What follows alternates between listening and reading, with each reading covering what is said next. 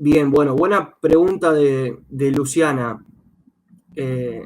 Para que no lo vuelvan a preguntar y no perdamos tiempo, la verdad que no tenemos todavía claro la fecha del parcial ni el método. Estamos expectantes a ver qué sucede, ¿sí? Probablemente cuando se sepa bien se va a comunicar, se va a encargar Martín o Luciano de avisar, ¿sí? Apenas lo sepamos se va a comunicar. Bueno, vamos a empezar, chicos. Si quieren hacer alguna pregunta, somos 105 personas en vivo, así que si quieren empezar con alguna pregunta, alguna duda que les haya quedado, o si quieren hacemos algún repaso de la clase, como ustedes quieran.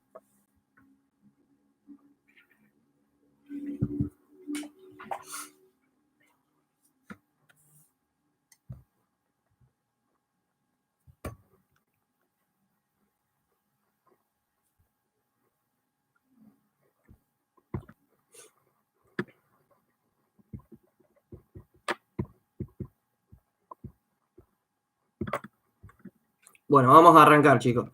Todos pudieron ver la clase, el video, y pudieron hacer una lectura tanto del material de cátedra como el apunte del Condosis quística hecho por la Sociedad Argentina de Pediatría.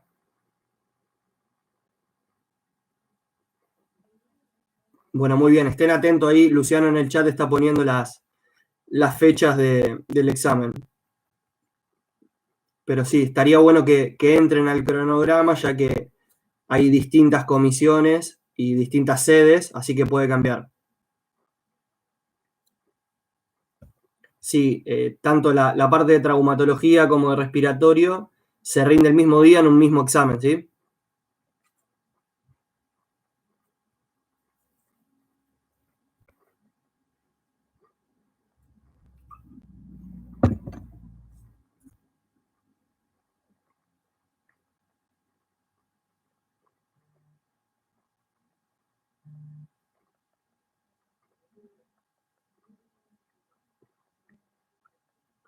Bien, la pregunta de Guido Legresetti es muy buena y es una pregunta que nos las han hecho todos los años, ¿sí? ¿Qué quiere decir él? En la clase lo que nosotros decimos es, cuando un paciente tiene presencia de pseudomonas aeruginosa en una secreción bronquial, en una muestra de esputo, se debe descartar que ese paciente tenga fibrosis quística, ¿sí? Lo que se ha comprobado es que ese patógeno donde mayor ocurre es en pacientes portadores de fibrosis quística donde tienen colonizado su epitelio respiratorio. Entonces, si yo tengo un nene, por ejemplo, de 4 años que tiene episodios respiratorios a continuación, ¿sí? Repetitivos, síndromes obstructivos, que yo no se le encuentra cuál es la causa de estos síndromes obstructivos bronquiales, se pide una muestra de esputo o una secreción bronquial, que lo hacemos nosotros, los kinesiólogos respiratorios, y cuando el cultivo desde el laboratorio nos informa la presencia de Pseudomonas aeruginosa, conociendo la fisiopatología y la epidemiología de estas bacterias en cierta patología, se debe descartar que este paciente tenga fibrosis quística. Entonces, me informa eso el laboratorio, yo tengo que hacer todo lo posible para decir, este chico no es portador de fibrosis quística, ¿sí? Uno de esos métodos es hacer el test del sudor, ¿sí? Que es la única manera de confirmar la presencia de la patología, ¿sí? Bueno, si quedó claro, me ponen ahí, si no lo vuelvo a explicar. Eso lo había preguntado Guido. Bien. Bien, muy bien. Similar la pregunta de Galo Marrone, ¿sí? Galo dice que cuando hay presencia de pólipos nasales, también se debe descartar fibrosis quística. Y ahí mete al delta F508, ¿sí? ¿Qué quiere decir él? El delta F508 es la mutación más frecuente de todos los genes de la fibrosis quística, ¿sí? Casi un 80% de todas las mutaciones que tiene la fibrosis quística, cuando se aísla, fue el Delta F508, ¿sí? Que eso es muy bueno porque todo el tratamiento médico y todos los avances tecnológicos en la medicina están destinados a ese gen, ¿sí? Y se reconoció que un 15 a un 25% de los pacientes que son portadores de fibrosis quística cursan con pólipos nasales, ¿sí? ¿Qué son los pólipos nasales? Es una neoformación en la narina del paciente que genera una obstrucción al flujo aéreo, ¿sí? Porque yo tengo el diámetro de las narinas que por esta neoformación lo voy a tener disminuido. Entonces, se me obstruye, dependiendo del tamaño de este pólipo nasal, se me obstruye la entrada de aire y además yo como disminuyo el calibre, me va a generar un aumento importante de la resistencia, ¿sí? Entonces, como yo sé que es muy común en pacientes que tienen fibrosis quística, si yo tengo un paciente que tiene el pólipo nasal y no conozco cuál es la causa, yo debo descartar que este paciente, el pólipo nasal, haya sido la presentación inicial de fibrosis quística, ¿sí? Entonces debo evaluar todo el contexto y si además yo tengo alguna sospecha, hacer el test del sudor. ¿Quedó claro, Galo?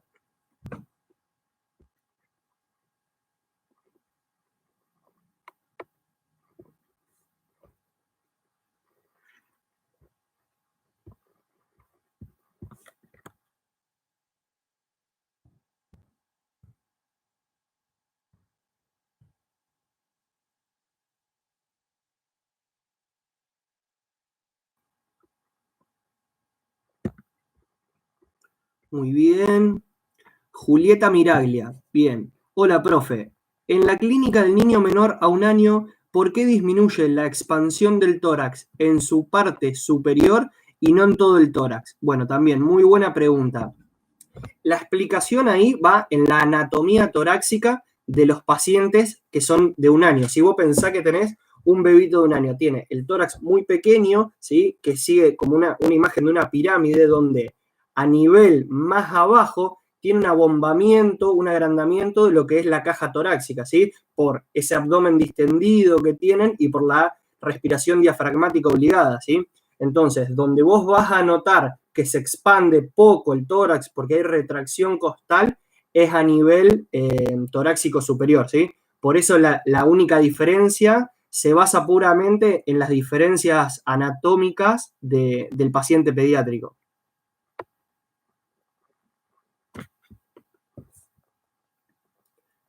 Ignacio Baiocchi, bueno, dice, en la fibrosis quística, ¿en qué lado de la ecuación del movimiento va a estar alterado?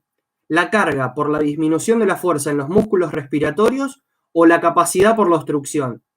Excelente la pregunta. Muy buena la pregunta de Ignacio, porque no únicamente está mirando la clase de hoy, que es fibrosis quística y entender la fisiopatología, sino que se está metiendo en, yo tengo un paciente que es portador de fibrosis quística, lo tengo que tratar, ¿cómo relaciono los contenidos que vimos antes? ¿Sí? Entonces, la ecuación del movimiento ya vieron que va a ser una ecuación de igualdad que justifica el ingreso y el egreso de aire al sistema respiratorio del paciente, ¿sí? Donde de un lado voy a tener la capacidad, que va a estar relacionada con la fuerza muscular respiratoria, y de otro lado voy a tener la carga, ¿sí? Toda la impedancia del sistema respiratorio que quiere oponerse a que éste le ingrese aire, ¿sí? ¿Y por qué es buena la pregunta? Porque este paciente, en principios de la patología, el problema principal va a ser la carga, ¿sí?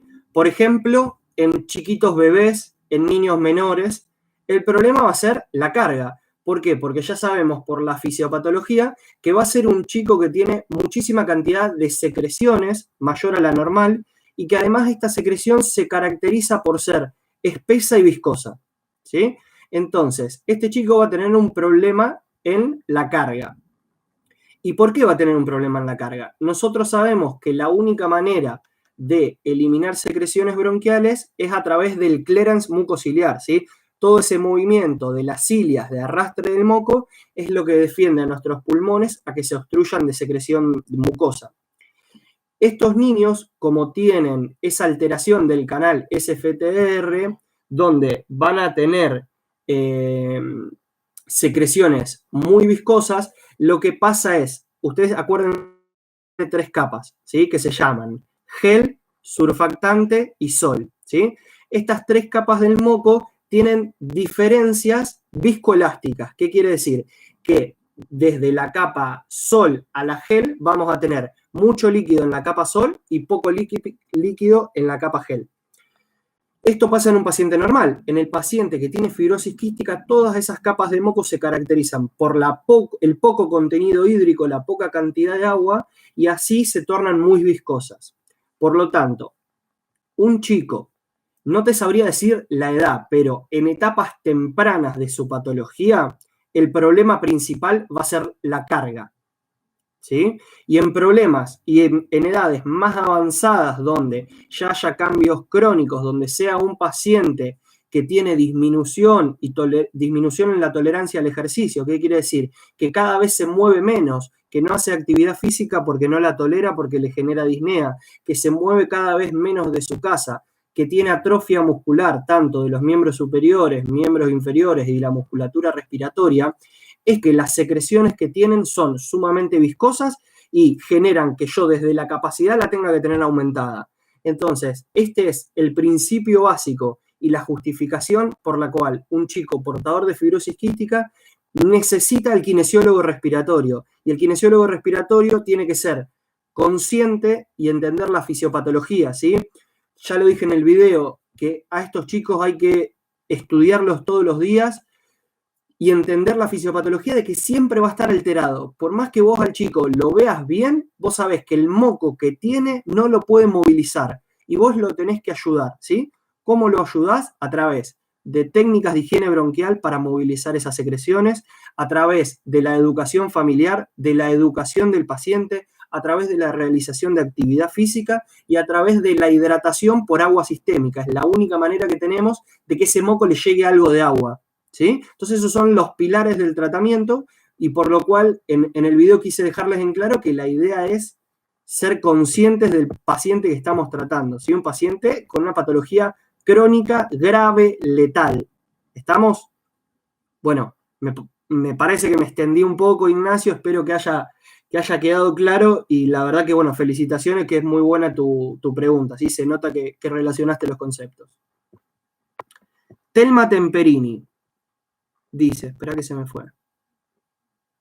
Hola, profe, a mí me quedó una duda sobre el diagnóstico. ¿Cuántos más o menos miliosmoles litros tenga el paciente implica más gravedad o no tiene relación? Bien, muy bien la pregunta también.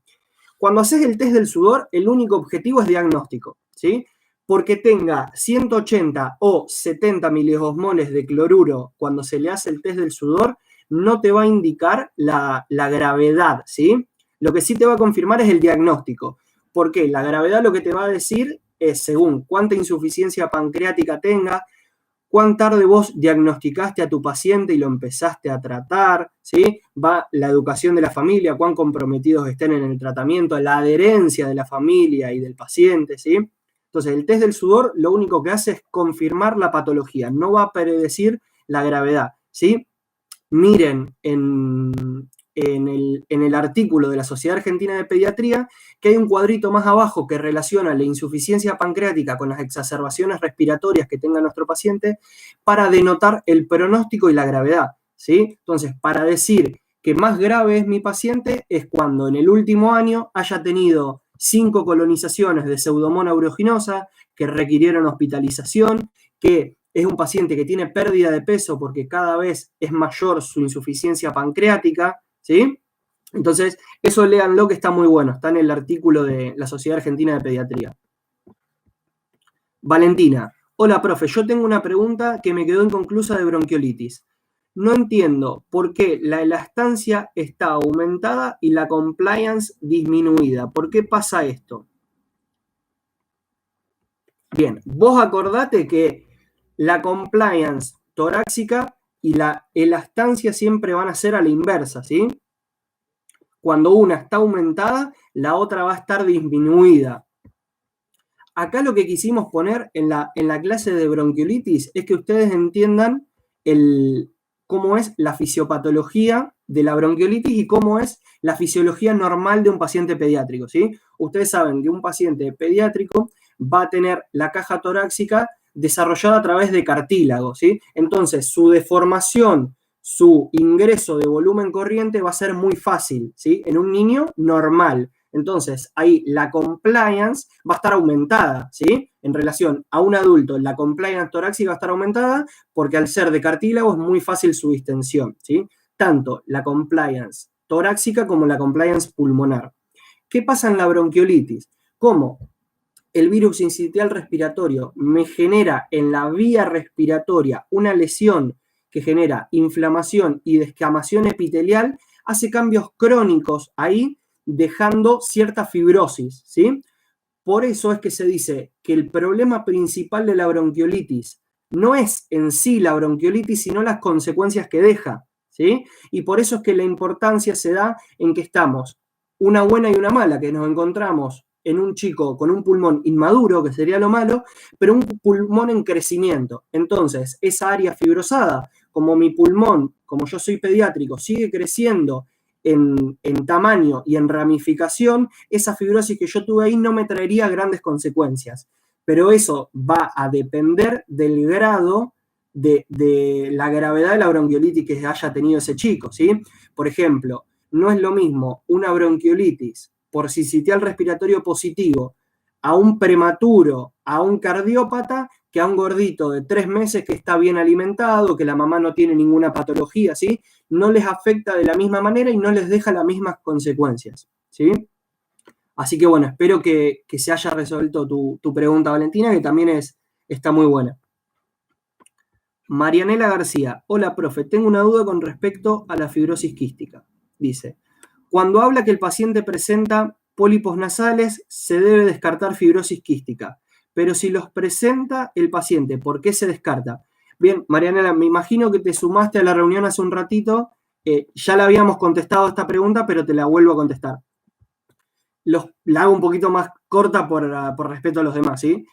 Los pólipos nasales es una neoformación en la narina del paciente, ¿sí? Que se demostró que los pacientes portadores de fibrosis quística de un 15 a un 25% presentan pólipos nasales. Entonces, cuando yo tengo un chiquito que tiene esa neoformación en la vía aérea superior y no conozco cuál es la causa del pólipo nasal, yo sabiendo que el 25% de los pacientes con fibrosis quística tienen esa característica, debo estar seguro que no es portador de fibrosis quística. Por eso dice, si tengo un paciente que tiene pólipos nasales, debo descartar fibrosis quística, porque me tengo que asegurar que no tiene fibrosis quística. ¿Sí? Espero que se haya entendido. Y obviamente que, como expliqué antes, el pólipo nasal tiene una repercusión sistémica, ¿sí? Porque acordate que va a ser una neoformación en la narina por lo tanto va a aumentar la resistencia al flujo aéreo.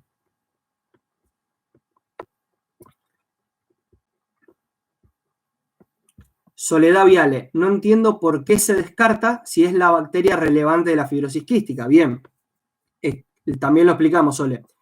No es descartar tal vez se entiende mal eso y lo deberíamos corregir nosotros en las clases. No es descartar que si tiene pseudomona no tiene fibrosis quística, sino si tiene pseudomona, yo me tengo que asegurar que ese paciente no sea fibrosis quístico, ¿sí? Vos pensá, estás atendiendo a un chiquito en el sanatorio que tiene 2 años. Te pide la pediatra que le hagas un aspirado, una muestra de secreción bronquial, ¿sí? Le haces la muestra de secreción bronquial, eso va al laboratorio.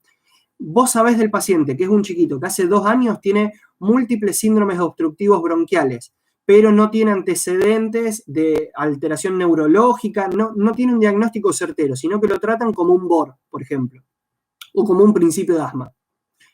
Si en esa muestra de esputo, ¿sí? De secreción bronquial, a vos te viene pseudomona aeruginosa, el médico clínico, el pediatra, tiene que asegurarse y descartar, por eso va la palabra descartar, que este paciente sea portador de fibrosis quística, ¿sí? Entonces, si tenés que indagar y empezar a buscarle la vuelta a si es o no fibrosis quística. Y uno de esos métodos es realizar el test del sudor.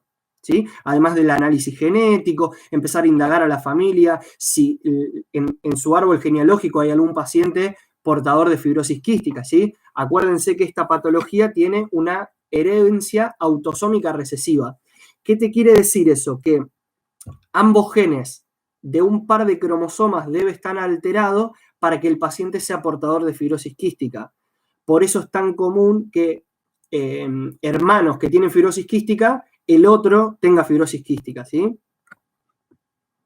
Bueno, Sole, si eso te quedó más o menos claro, contestalo por ahí, así no te jodo más. Acá en el chat está Celeste y ahora se va a sumar Luciano. Si yo me como alguna pregunta o los chicos piensan de que se puede explicar mejor, que lo pongan en el chat, ¿sí? Y si me como alguna pregunta, que se lo resuelvan ahí, que después los leemos. Bien, Galo me pone sí, gracias.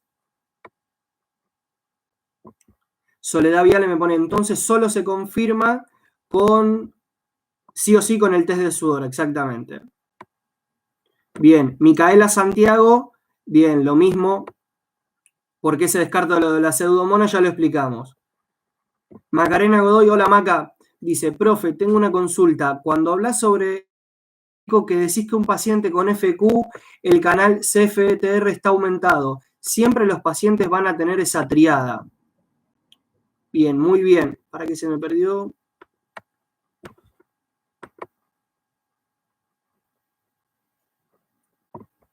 Mica, ¿no sería que el canal CFTR está aumentado, sino es que está alterado, ¿sí? Está bloqueado.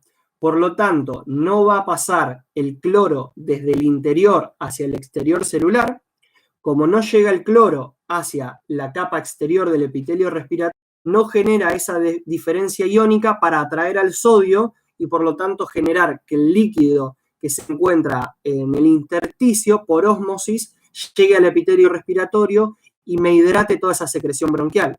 Entonces, contestando a tu pregunta, sería, el CFTR al estar alterado me va a generar una secreción muy viscosa, muy seca, que me genera inflamación y obstrucción bronquial y por lo tanto predispone a la infección respiratoria, ¿sí? Donde la bacteria que mayor afinidad tiene al epitelio de estos pacientes es la Pseudomonas aeruginosa. Muy bien, ahí Luciano mandó el webinar de fisiología respiratoria.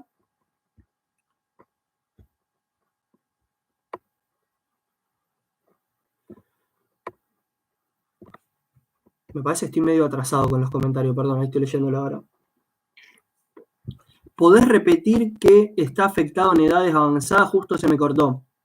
Bien, Lucas. Uno de los chicos arriba hizo una pregunta muy interesante que fue relacionar la ecuación del movimiento con la fibrosis quística. Entonces, él lo que pregunta es, en un paciente portador de fibrosis quística, ¿qué está alterado, la capacidad o la carga? Y la explicación es que en etapas iniciales de la patología el problema principal va a ser la secreción, entonces va a ser la carga.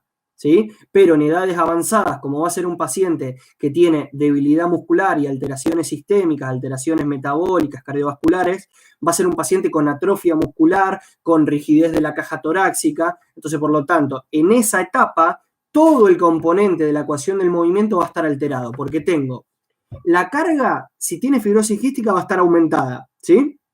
Y encima, como yo soy un paciente crónico de que viene sufriendo, de que me cuesta ganar peso, de que cada vez me muevo menos porque tengo disnea, de que curso cuadros de exacerbaciones respiratorias que requieren internación, que necesito nutrición parenteral y bla, bla, bla, bla, bla, me condiciona a que mi musculatura, mi capacidad respiratoria esté disminuida. Entonces, la capacidad y la carga van a estar alteradas. Y esto es lo que justifica al kinesiólogo respiratorio.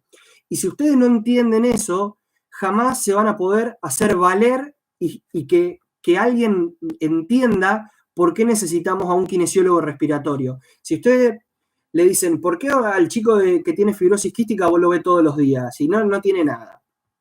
Si ustedes no entienden que tiene este problema y a esa persona que le está generando esa duda no se lo explican y ustedes no están seguros de por qué necesita su paciente de ustedes, estamos en un problema. ¿Sí? Así que esta sería la base y les aseguro a todos que cuando haces una técnica de higiene bronquial, una técnica, una indicación, y estás seguro de por qué lo haces, te sentís totalmente satisfactorio, ¿sí?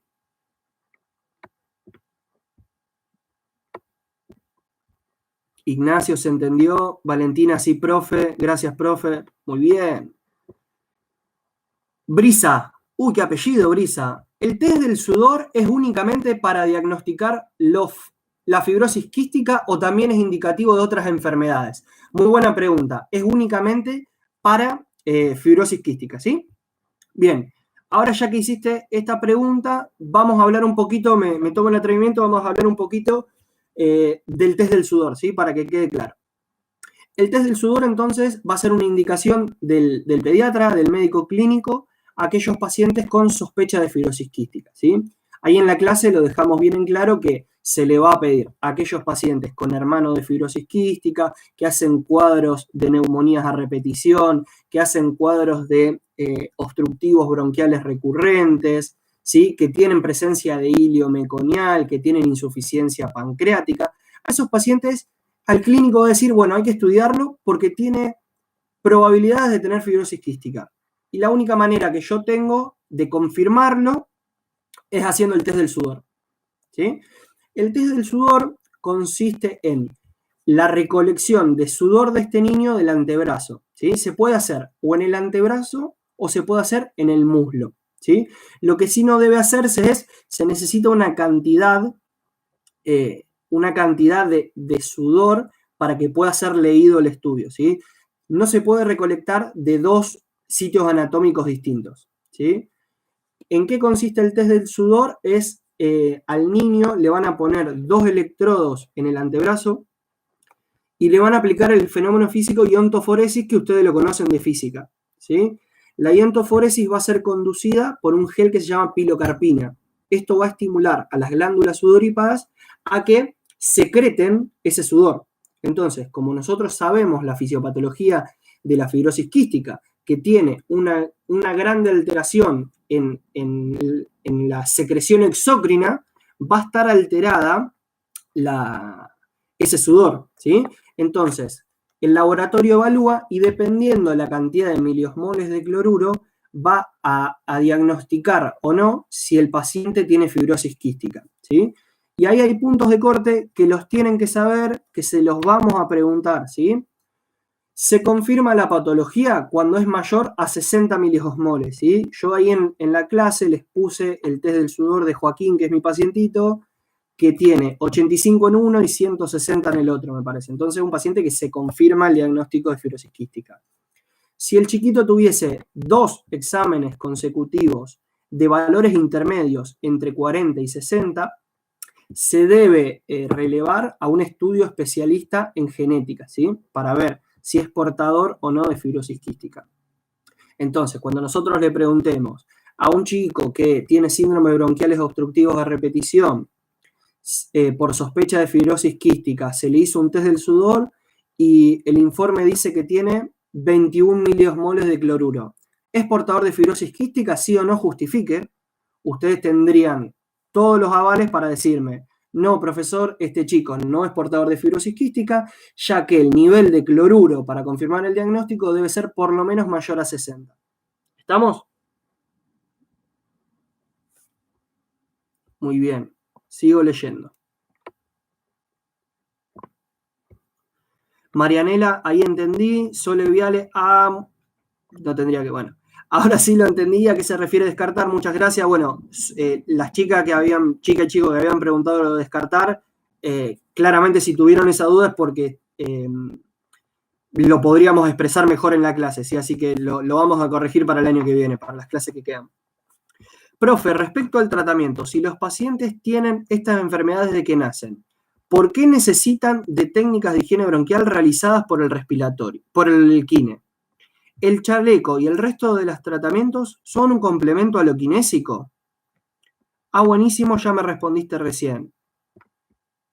Claro, me imagino que te respondí cuando expliqué la ecuación de movimiento de la carga y la capacidad, que siempre va a estar alterada la carga, entonces que necesita kinesiología respiratoria de todos los días. Y obviamente, dependiendo de la edad del paciente, esto también es un tema muy importante, dependiendo de la edad del paciente y del compromiso que tenga, es la técnica que yo voy a realizar, ¿sí? Por ejemplo, yo tengo a un chiquito diagnosticado de fibrosis quística que tiene 1 año y medio. Yo no voy a poder educar al paciente a que haga la capela o a que haga técnicas de inspiración, de estar lleno de conocimientos para poder adquirir cuál es la mejor técnica que le viene a mi paciente, ¿sí? Para aliviar los síntomas. Entonces, por ejemplo, yo voy a atender a un nenito que tiene 1 año y medio. Bien, tengo que hacer una evaluación completa y tengo que hacer una evaluación diaria, ¿sí? Ausculto al paciente. ¿Hay presencia de sibilancias que exacerban el cuadro? ¿Hay presencia de rales, de roncus? Bien, eso me da una información. El aspecto general del paciente. Yo veo la presencia de cianosis, que es un signo de que está alterada la difusión. No, no lo tiene. Bárbaro. Es un paciente que en la casa, esto es lo principal, es un paciente que es oxígeno dependiente o no es oxígeno dependiente. Eso también me va a dar un grado de severidad y de gravedad. A todos los pacientes pediátricos que usted evalúen por una causa respiratoria, aunque haga frío, aunque haga lo que haga, ustedes tienen que sacarles el monito, no sé, como yo, la verdad que no soy muy bueno con la ropa y bastante rústico soy. No me sale el nombre. Pero ustedes tienen que desnudar a ese bebé para poder ver cómo es la mecánica torácica, ¿sí? Tiene hundimiento costal, pansea mucho, tiene un aumento del diámetro anteroposterior, ¿sí? Denota utilización de los músculos accesorios, ¿sí? ¿Qué les va a pasar? Cuando empiecen a ir al hospital o cuando empiecen a atender a sus pacientes en pleno invierno, van a tener al bebé en la cuna, tapado hasta acá, con una cabecita que esto que lo otro, durmiendo, entonces a vos te parece que el bebé está divino. Pero cuando lo desnudás y empezás a ver que tiene utilización del músculo esternocleidomastoideo, que tiene tiraje subcostal, que tiene mucho aleteo diafragmático, la sábana lo único que hacía era taparme a mí los signos del paciente, ¿sí? Entonces ustedes tienen que estar obligados a la evaluación física y funcional del paciente, ¿sí? Y estar comprometidos que es un paciente grave.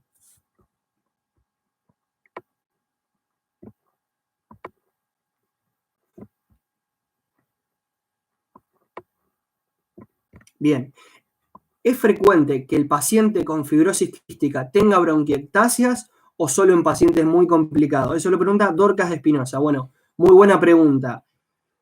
Gran cantidad de los pacientes con fibrosis quística tiene bronquiectasia, ¿sí? Se demostró en un estudio que a los pacientes con 3 años de edad evaluado, un gran porcentaje tenían bronquiectasia, ¿sí? Es más, cuando se habla de bronquiectasias, cuando vos querés buscar un artículo de bronquiectasias, las clasifican en bronquiectasias de fibrosis quística y bronquiectasias no fibrosis quística. O sea, imagínate el porcentaje que se lleva la fibrosis quística, ¿sí? Y ustedes, bueno, ya lo vimos en la clase, que la bronquiectasia es un cambio crónico por una inflamación, un cambio crónico en el bronquio que se caracteriza por una dilatación permanente e irreversible del bronquio, ¿sí? Entonces esto me va a cambiar toda la configuración respiratoria, ¿sí? Es muy importante eso. Además de las bronquiectasias, que va a ser un signo patognomónico de la fibrosis quística, que se evalúa tanto en placa radiográfica como en tomografía, es muy importante que le vean al paciente las extremidades, ¿sí? Tanto los dedos de la mano, las falanges de la mano, como las falanges del pie, ¿sí? Que se caracteriza por la presencia de hipocromatismo digital o dedos en platillo de tambor, ¿sí?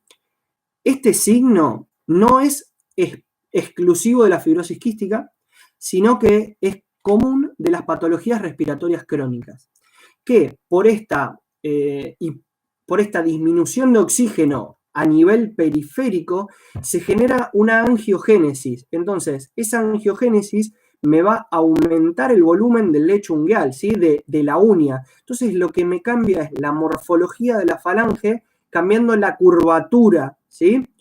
No me acuerdo si en la clase puse una foto, pero creo que sí. Pero si no, cualquier cosa, busquen en Google dedos en platillo de tambor y una vez que lo ven en un paciente, les queda grabadísimo, ¿sí? Es un dedo gordo, parece un platillo de tambor de verdad, por algo le deben haber puesto el nombre, ¿sí? Pero que entiendan que el origen es un trastorno respiratorio crónico y que se debe a esa angiogénesis, a esa neoformación de vaso, porque es un paciente que tiene una disminución del oxígeno tisular periférico.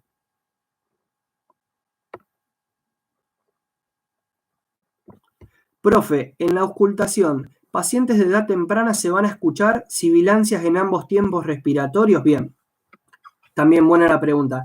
Si vas a la fisiopatología de la fibrosis quística, cuando un paciente no está exacerbado, o sea, que no tiene otra causa respiratoria que agudice su cuadro de fibrosis quística, no tendría por qué tener sibilancia, ¿sí? No es característico de la fibrosis quística como sí es característico de un paciente asmático, ¿sí?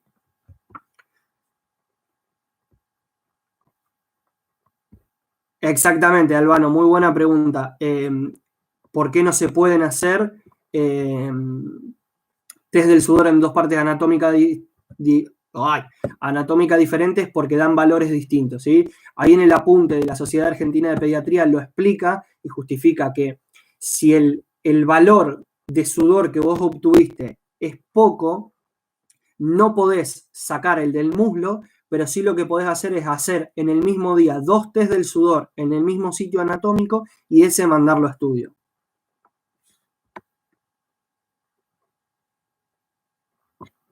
Andy Rosa. Profe, si en el consultorio atendés, por ejemplo, a un paciente con fibrosis quística y después otros turnos con distintas patologías, tenía entendido que primero se atiende al fibrosis quística y qué medidas profilaxis. Bueno, también muy buena la pregunta. Es así, está la teoría de que el paciente, o sea, esa pregunta sería si yo tengo un paciente con fibrosis quística colonizado, ¿sí? Que está exacerbado y que tiene bacterias nuevas en su cultivo bronquial, ¿sí? A ese paciente yo lo debería atender último, ¿sí? Porque el riesgo no es para él, sino que esa bacteria que él tiene colonice el sector, ¿sí? Y sobre todo es importante que cuando están colonizados pacientes, hay mucho riesgo entre pacientes de fibrosis quística, ¿sí? Por eso, y no solo por una cuestión romántica, les aconsejé que miren la película que se llama A 2 metros de ti, porque explica desde una manera, desde una película, el alto riesgo de contagio que tienen estos pacientes, ¿sí? Pero únicamente cuando están colonizados, ¿sí? Porque, por ejemplo, en centros de rehabilitación respiratoria, en un gimnasio, se trabajan con pacientes que son portadores de fibrosis quística al mismo tiempo y las únicas medidas que se tienen en cuenta es, como a los otros pacientes, el lavado de mano y la higiene. A estos pacientes se les critica un poco más, pero nada más, ¿sí?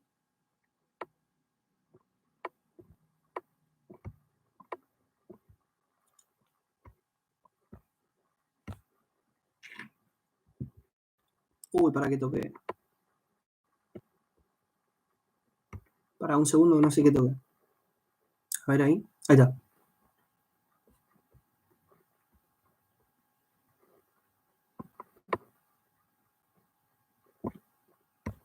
Telma Temperini. Profe, cuando dice que uno de los criterios para realizar la prueba del sudor son las neumonías a repetición, ¿esas neumonías las va a causar la bacteria Pseudomonas u otro virus? Bien. Acá la idea es, cuando vos tenés un chiquito que tiene patología respiratoria a repetición, ¿sí? Acá Lucho me pone palillo de tambor, claro. Yo dije platillo de tambor, perdón. Es palillo de tambor con... Bien, Telma. Cuando vos tenés un paciente que tiene neumonías a repetición y vos no sabés cuál es el origen de esa alteración bronquial, debes tener en cuenta que es portador de fibrosis quística, que puede ser una de las causas. Entonces, por ejemplo, si es por virus sincitial respiratorio, acordate que no va a generar una neumonía, sino va a generar una bronquiolitis. Y en ese caso yo no haría el test del sudor, porque es fácilmente reconocible que me generó esa patología respiratoria, porque yo aislé el virus sincitial. ¿A quién se lo haría? A ese paciente que tiene síndromes bronquiales recurrentes y que yo no encuentro el origen causal. No sé por qué este chico tiene estos cuadros. Entonces, una de las cosas que yo tengo que pensar es en que tenga fibrosis quística. Ahí le hago el test del sudor. Y por supuesto, si tiene pseudomonas aeruginosa, estoy obligado a hacerle el test del sudor. ¿Sí? Bien. Ana Julia dice, profe, con respecto al tratamiento kinésico y la duración de la sesión. El apunte habla de 20 minutos a 1 hora. ¿De qué depende ese tiempo? Bien, va a depender principalmente de la edad del paciente, de el momento de su patología, si es aguda, crónica, y de la cantidad de secreciones que tenga, ¿sí? Entonces, por ejemplo, vamos a hacer dos ejemplos contrapuestos. Yo tengo que atender a un paciente pediátrico con fibrosis quística que tiene 1 año y medio. Yo lo voy a escuchar, lo saturo y lo único que veo es que es un paciente que tiene abundante cantidad de secreciones bronquiales y que eso le genera taquipnea y trabajo y que aparezca los músculos accesorios, ¿sí? Entonces yo lo que tengo que hacer es disminuirle la carga a este paciente. Por lo tanto, ¿qué voy a aplicar? Voy a hacer técnicas de higiene bronquial y aspiración de secreciones si es necesario, ¿sí? Técnicas de higiene bronquial, aspiración de secreciones, tal vez me saca 15 minutos. Educación familiar, hidratación, que sea un ambiente cálido, caldeado, como cualquier otra patología respiratoria, ¿sí? Vos acordate que en todo lo que te hablen de cuánto debe durar una sesión de kinesiología, no hay nadie que te pueda decir qué tiempo vos le podés dedicar a un paciente, ¿sí? Hay una frase de un kinesiólogo muy, muy conocido en el área respiratoria, tal vez Lucho me corrige si me equivoco, que es Oscar Pereira, que dice que el tiempo que vos le podés brindar al paciente va a ser proporcional a los conocimientos y a la motivación que vos tengas de atenderlo, ¿sí?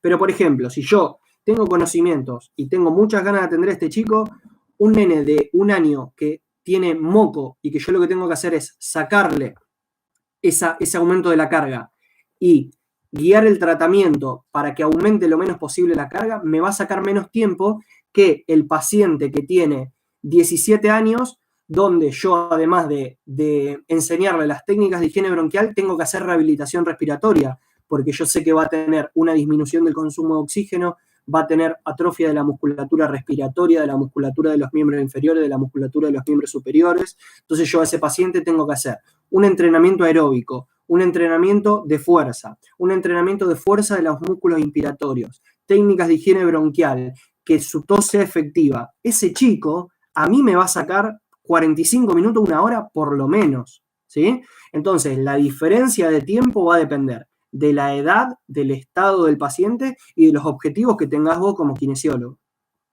Espero, Ana Julia, que haya quedado claro.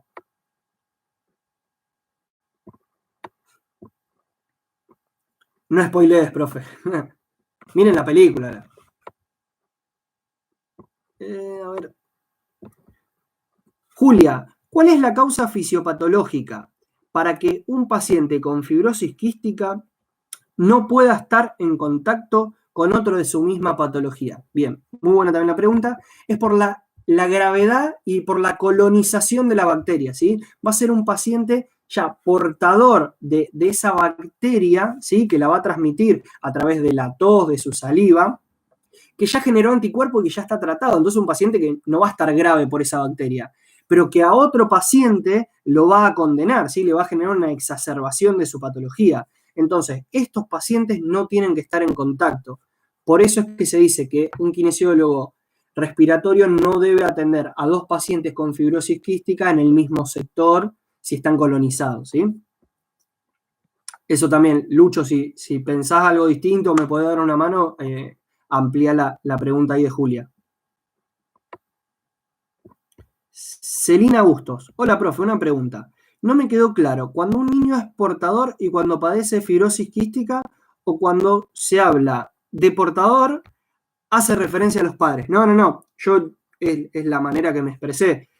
Cuando digo portador o padece es lo mismo. Si padece fibrosis quística, tiene una alteración genética, por lo tanto va a ser portador, ¿sí? Y ese hijo, sus padres fueron portador del gen de la fibrosis quística, ¿sí? Bien. Bien, por ahora no hay más preguntas. Voy a calentar el agua, que esto está helado.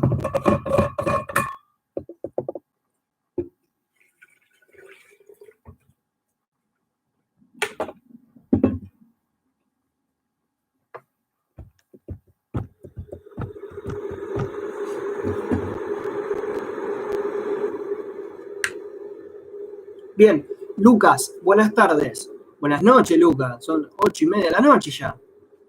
¿Cómo andás, Lucas? Dice, ¿por qué puede producirse una exacerbación o qué la produce y qué sería la clínica de la misma y cómo se trataría? ¿Bien? Bueno, primero lo que tienen que tener en claro es que una, una exacerbación va a ser una condición aguda, ¿sí? Que me va a generar implicancia clínica en una patología crónica, ¿sí? Entonces, me va a agudizar y me va a profundizar mi patología, ¿sí? Entonces, por ejemplo, yo tengo un nenito de 1 año y medio que tiene fibrosis quística y ahora se viene el invierno y se pesca una neumonía, una bronquiolitis, lo que sea, va a agudizar su fibrosis quística y vamos a hablar de exacerbación de un cuadro de fibrosis quística, ¿sí? Por ejemplo, si yo tengo un cuadro de un pacientito de 15 años, ya tratado hace varios años con la medicación, con las nebulizaciones y con las drogas para la insuficiencia pancreática, por ejemplo, puede tener una exacerbación por un cuadro de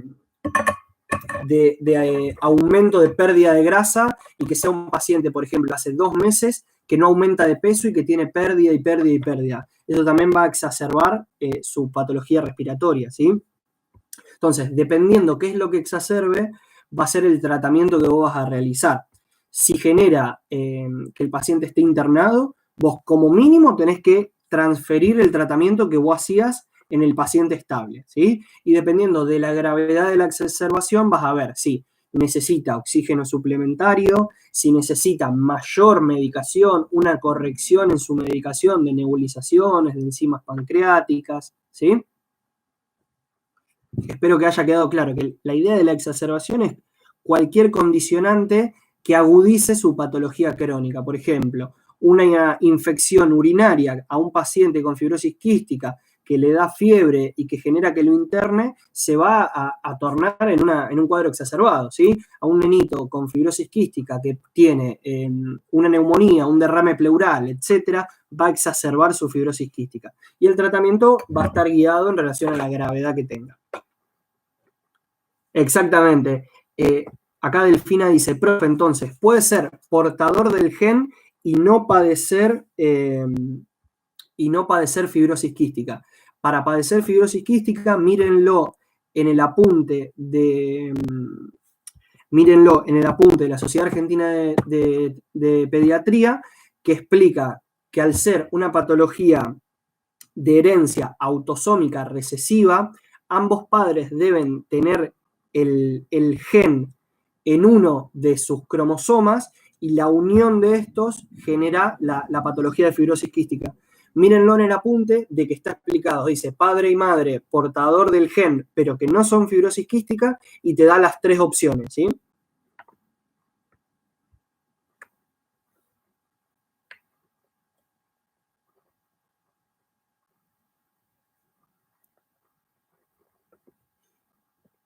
Brisa. Puede que el estudio que se le realizan a los bebés apenas nace no se le diagnostique la fibrosis quística y se lo diagnostique más adelante.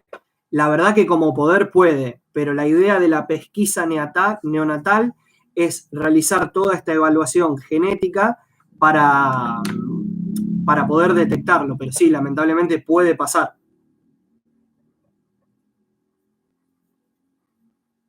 Claro. Bueno, Delphi, tal vez cuando veas de vuelta la imagen te quede más claro. Exactamente, Dorcas dice, para tener fibrosis quística, tus padres ambos deben tener el gen alterado.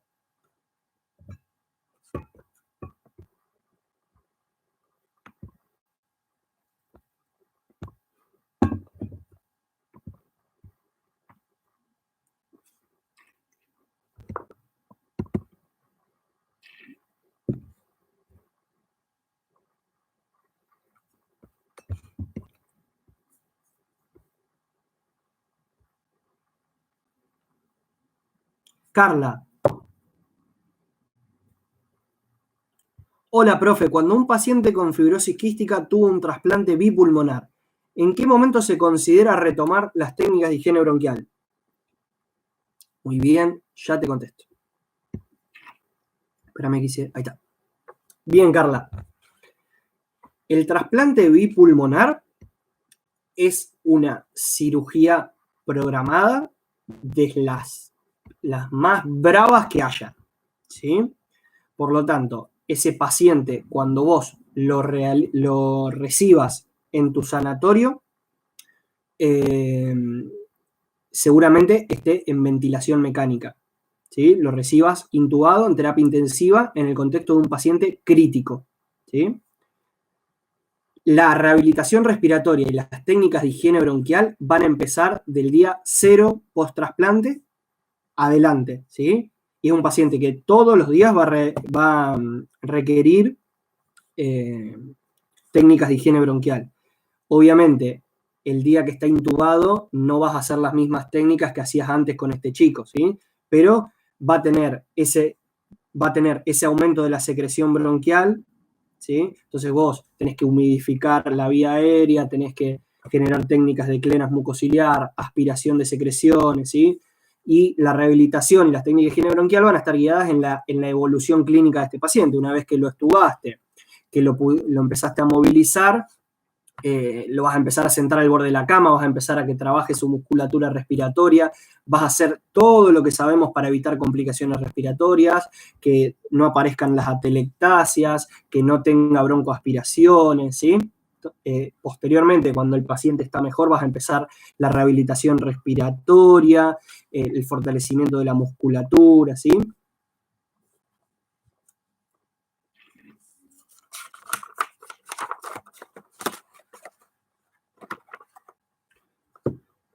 Delfina Recchio, bueno, dice, ¿por qué se da la insuficiencia pancreática? Bueno, es muy buena esa pregunta también. El 80% de los pacientes con fibrosis quística tienen insuficiencia pancreática.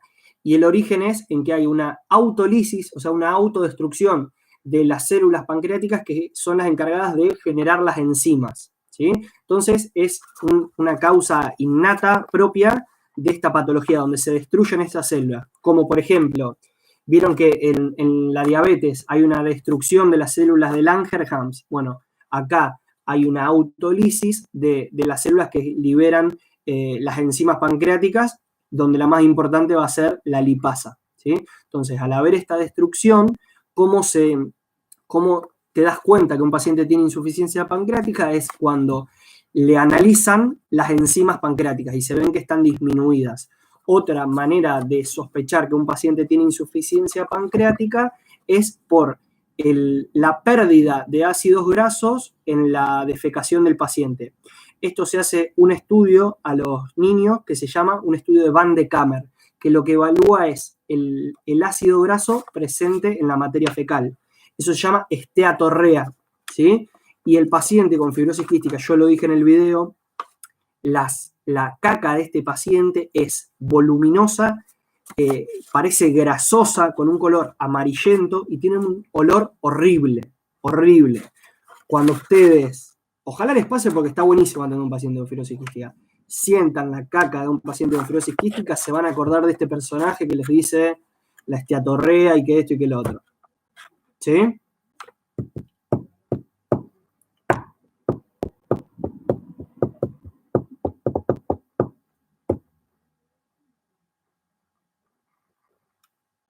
Uy, mirá el quilombo que armó Luisina acá. Spoiler alert. Y Luisina, le arruino la película a los demás. Ahora después te contesto por privado, no hay problema.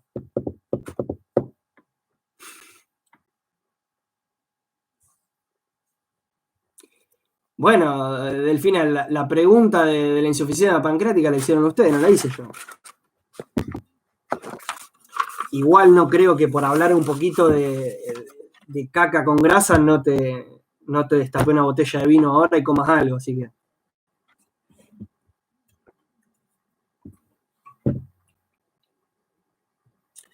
Entiendan que, sin meterme en la película, que el trasplante bipulmonar lo que va a hacer es, no va a curar la fibrosis quística, por eso es el pronóstico corto, sino que lo que va a hacer es a ese pulmón deteriorado, con bronquiectasias y con esa alteración ya en la capacidad pulmonar, lo vamos a cambiar por uno nuevo, ¿sí? Pero ni el trasplante es gratis con la consecuencia metabólica que tiene, ni un paciente trasplantado, ustedes saben que quedan inmunodeprimidos. Entonces, es jugadísimo hacer un trasplante pulmonar porque estamos deprimiendo a un paciente que tiene una gran adherencia, no es adherencia la palabra, pero no me sale, una gran afinidad a esas bacterias, ¿sí? Y que es un paciente con disminución del peso, con un retraso madurativo, un retraso de crecimiento, entonces, que tenga una infección activa en un paciente débil y recién trasplantado,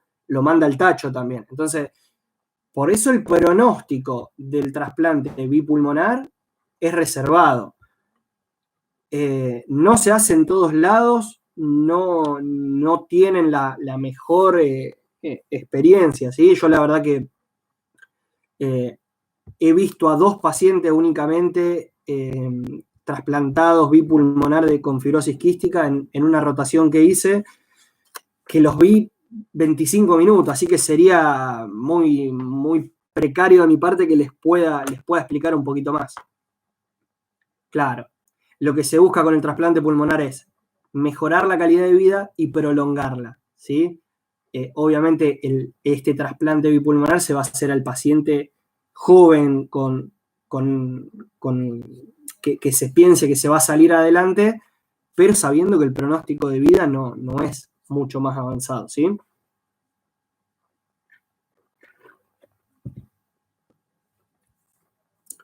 Bueno, vamos. ¿Alguna pregunta más?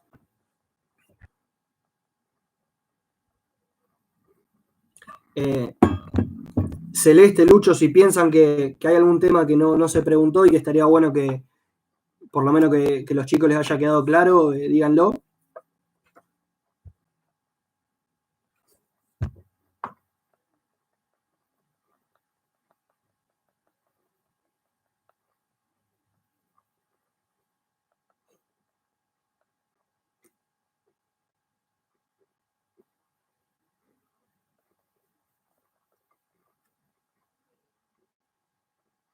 Delfina Zanoni, exactamente. La aparición de la diabetes, como vos sabés, la función del páncreas, al tener esta insuficiencia pancreática van a ser pacientes mucho más predispuestos.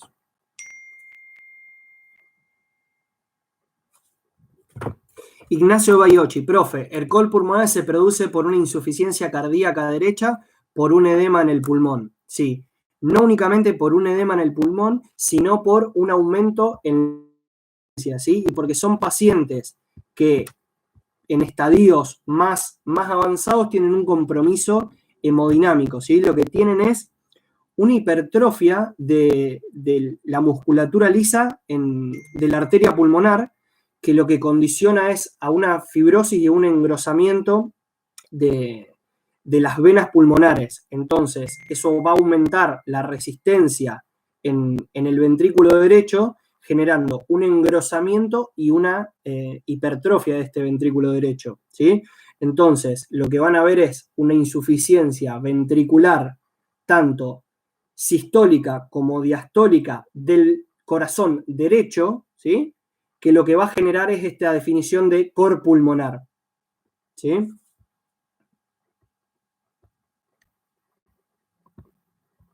Espero que haya quedado claro.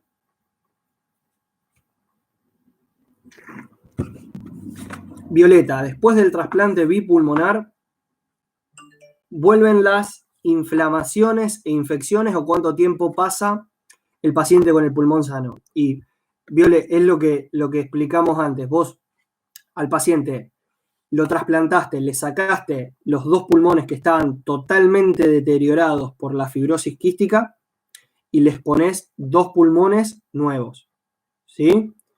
Pero el agente causal sigue estando presente, ¿sí? La fibrosis quística va a seguir estando, entonces va a invadir a esos pulmones nuevos, que tienen menos deterioro del otro, pero en el contexto de un paciente inmunodeprimido, ¿sí? Mucho más predispuesto y con menos resto a hacerle frente a ciertas infecciones, ¿sí? Entonces, lamentablemente, cuando estos pacientes se mueren a los 4 o 5 años de vida, probablemente no se mueran por una causa respiratoria, sino por cualquier otra, infecciones de la vía urinaria, infecciones de los catéteres, ¿sí? Son pacientes que están muy invadidos, ¿sí? Ventilación mecánica al principio, vía central, ¿sí? Múltiples invasiones, ¿sí? Propias de la cirugía y propias de los días en internación en terapia intensiva y en el piso. Entonces, la causa posteriormente a veces no es la respiratoria, sino que los termina matando otra cosa. Y eso es una característica común de todo el trasplante, que se debe a la disminución en las defensas, ¿sí? Albano dice que por más que sea un trasplante pulmonar y que tenga todos los recursos y la expectativa de vida es corta, sí, Albano, sí. Por eso es un garrón esta patología. La verdad que es el día que vos asumís atender a un chico con fibrosis quística, eh, te comprometés con el chico, te comprometés con la familia y en tu cabeza tiene que estar que ese chico se va a morir. Pero como profesional vos tenés que hacer todo para evitar complicaciones, para tratar al paciente, para que su función pulmonar sea lo mejor posible. Y donde el pronóstico mostró mejor correlaciones en pacientes que la pesquisa neonatal, o sea, que tienen un diagnóstico precoz y un tratamiento precoz, y con la adherencia familiar y del paciente al tratamiento, ¿sí? Vos pensás que es muy engorroso que este paciente en su día tiene que tomar en cada comida las enzimas pancreáticas, que son horribles. Tiene que hacer nebulizaciones con el EPARI que duran de 30 a 40 minutos 3 a 4 veces por día.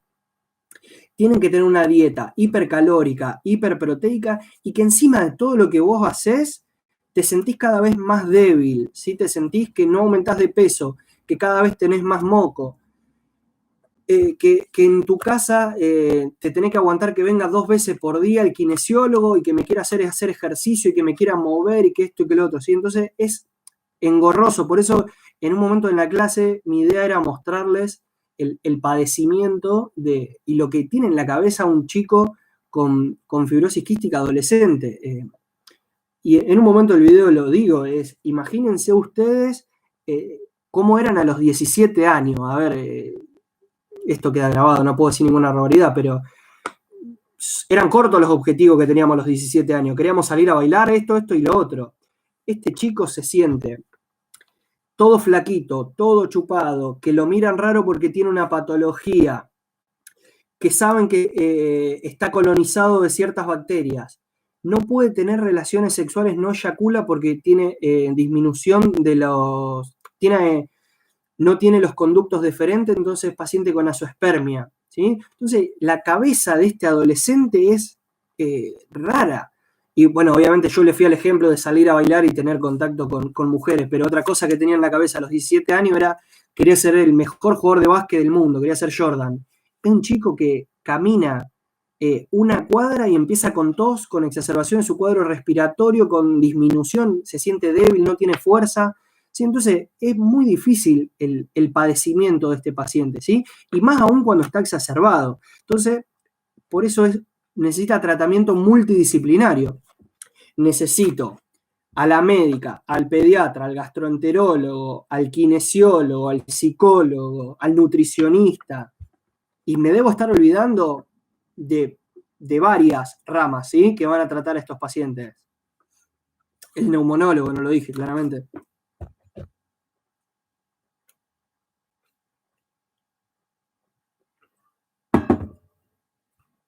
Jimena, ahora con el riesgo de COVID, ¿seguís atendiendo a tu paciente que tiene fibrosis quística?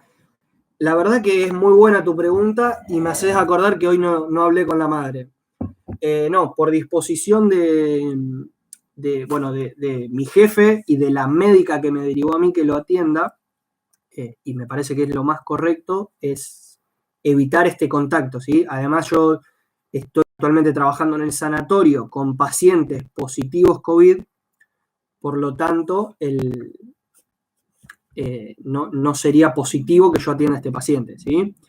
Entonces, ahí es donde juega que si yo no eduqué a la madre a hacerse responsable del tratamiento del hijo, yo tendría que ir sí o sí a atender a este chico, ¿sí? Y otra cosa que vamos a hacer es, cuando se levante la cuarentena, yo como sigo en el hospital, en la población de riesgo que está en contacto con estos chicos, no lo voy a ir a atender, pero va a ir un colega mío que no trabaja en el sanatorio a atender a este chico. Obviamente esto necesita un consenso entre la médica que confió en vos, la obra social, tu responsabilidad y la predisposición de la familia, ¿sí? Entonces, cuando la familia, sabiendo dónde trabajo yo y que salió en todos lados el COVID y que pasó esto y lo otro, cuando les dije, che, hay que evaluar de que siga yendo yo, me dijeron, y sí, la verdad que sí, Gabriel, ¿sí? Así que bueno, es una decisión jodida porque es un paciente que atendés hace, en mi caso, hace casi 2 años, y tener que cortar el tratamiento por esto, la verdad que te fastidia un poco.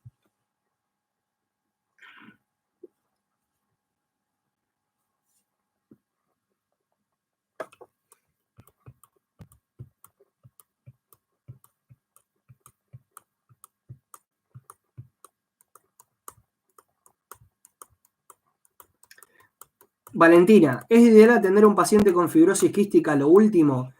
Porque en un centro de salud lo atendíamos en el primer turno, porque si esperaba mucho en la sala estaba expuesto a otras bacterias y después de atenderlo desinfectamos. Bien, muy bueno tu comentario. Podés hacer las dos cosas. Si un paciente que viene a mi consultorio, yo abro el consultorio a las 5 de la tarde, el primer turno es de él. Cuando lo termino de atender, recién quiero que pase otro paciente, ¿sí? Y desinfecto la sala. Si no, lo que podés hacer es atendés a todos tus pacientes. Cuando se van todos tus pacientes, que vos sabés, por ejemplo, a las 7:30 terminé de atender, le pongo el turno 8 menos cuarto. Desinfecto la sala, lo atiendo a él, desinfecto y al otro día atiendo a los otros, ¿sí? Vos lo que tenés que evitar es que ese paciente esté en contacto con otros pacientes y sobre todo con paciente portador de fibrosis quística. Esperemos que se haya quedado claro. Pero está muy bien lo que hacían ustedes, ¿sí? Llamarlo primero, atenderlo, desinfectar y que después venga el resto. Muy bien. Contá, Valentina, ¿cuántos años tenía el paciente con fibrosis quística que atendieron? Y si tenés algo para traer acá a conversación, bienvenido. Está buenísima la charla que estamos haciendo, pero vamos a poner un límite a las 9 de la noche. Vamos cortando, así cada uno, bueno. Desde ya no hay problema, chico. El que quiera salir y no hay ningún problema. Pero a las 9 de la noche cortémoslo así no se hace tan largo y cada uno puede hacer sus cosas.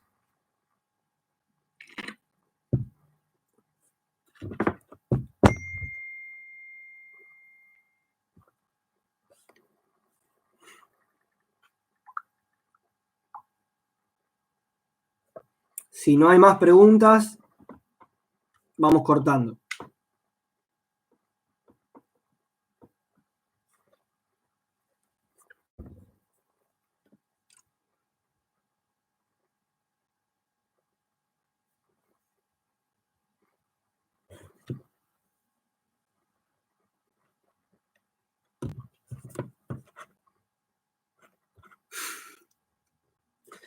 Bueno, muchachos, me parece que ya podríamos ir cerrando.